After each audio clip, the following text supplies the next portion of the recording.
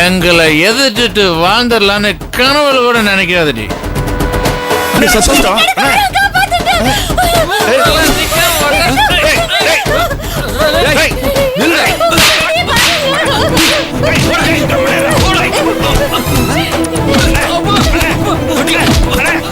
இவளை சேர்த்துக்கிட்டதுக்காகவும் இழப்பு வெளியில துரத்துறதுக்காகவும் எல்லாத்துக்கும் சேர்த்து நிச்சயமா நீங்க ஒரு வேலை கொடுத்தே தீருவீங்கப்பா.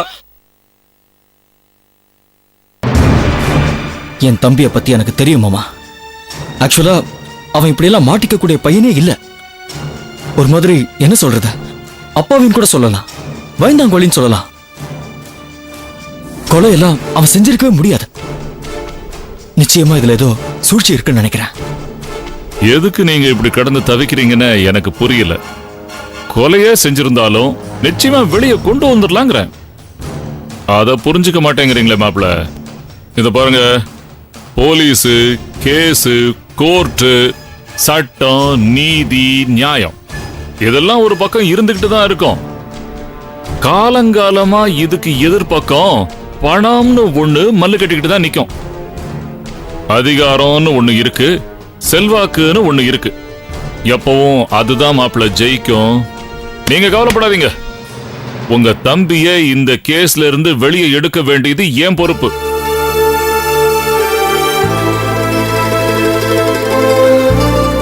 எனக்கு என்ன வருத்தம்னா, ரஞ்சனிய ஊருக்கே தெரியும். அசிஸ்டன்ட் கமிஷனர்னு சொல்லிக்கிட்டு ஜீப்ல போறா, ஜீப்ல வரா, டாட் போட்னு அதிகாரம் பண்றா. கமிஷனர் வரைக்கும் அவளுக்கு நல்ல பேர் இருக்கு. ஆனா சூர்யா விஷயத்துல அவளால 10 காசுக்கு பிரயோஜனம் இல்ல மாமா. அத நினைச்சாதான் வயிறு எரியுது. பதவிங்கிறது சில பேருக்கு சம்பளம், சில பேருக்கு சொந்த லாபம், இன்னும் சில பேருக்கு பேரு புகழ், ஒன்ன மாதிரி உண்டாங்கிற பாராட்டு. என் பொண்ணை பத்தி எனக்கு நல்லா தெரியும் மாப்பிள. தன்னை 4 பேர் பாராட்டணுங்கிறதுக்காகவே என்ன புடிச்சு உள்ள போட்டவ தானே அவ. நான் போய் சொல்லல மாப்பிள. உங்க அப்பாவை கொன்னதே நான் தான் சொன்னவ. யோசிச்சு பாருங்க, உங்க அப்பா ஒரு டிரைவர். அவர் வண்டி ஓட்டிட்டு போன போது ஆக்சிடென்ட் ஆச்சுன்னா அது அவரோட விதி.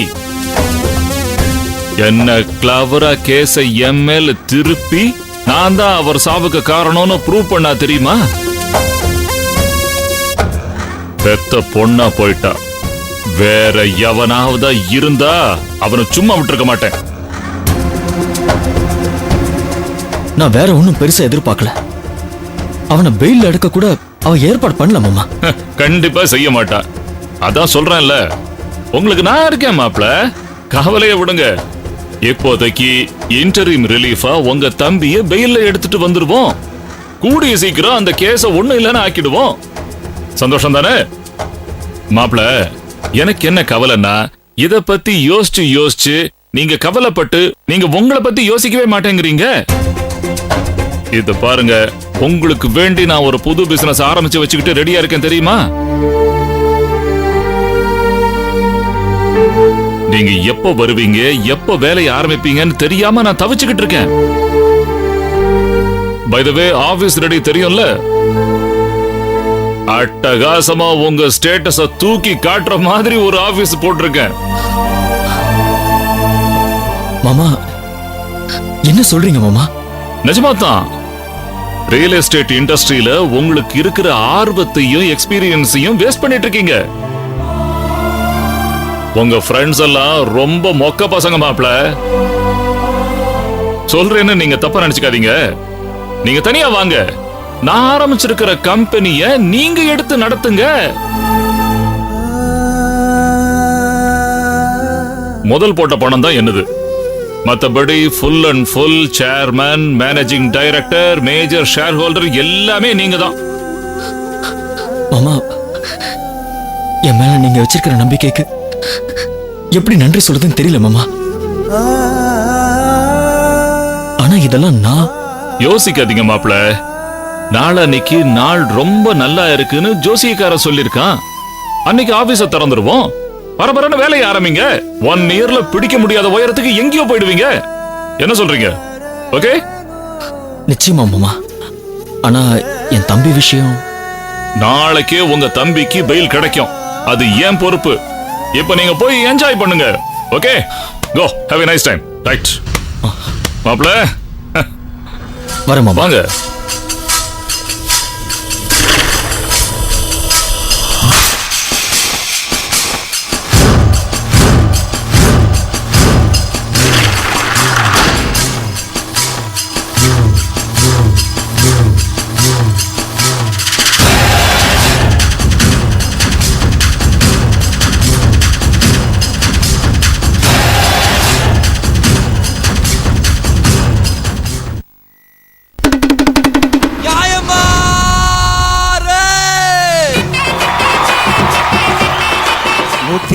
பேர் அந்த போட்டோல இருக்காங்க.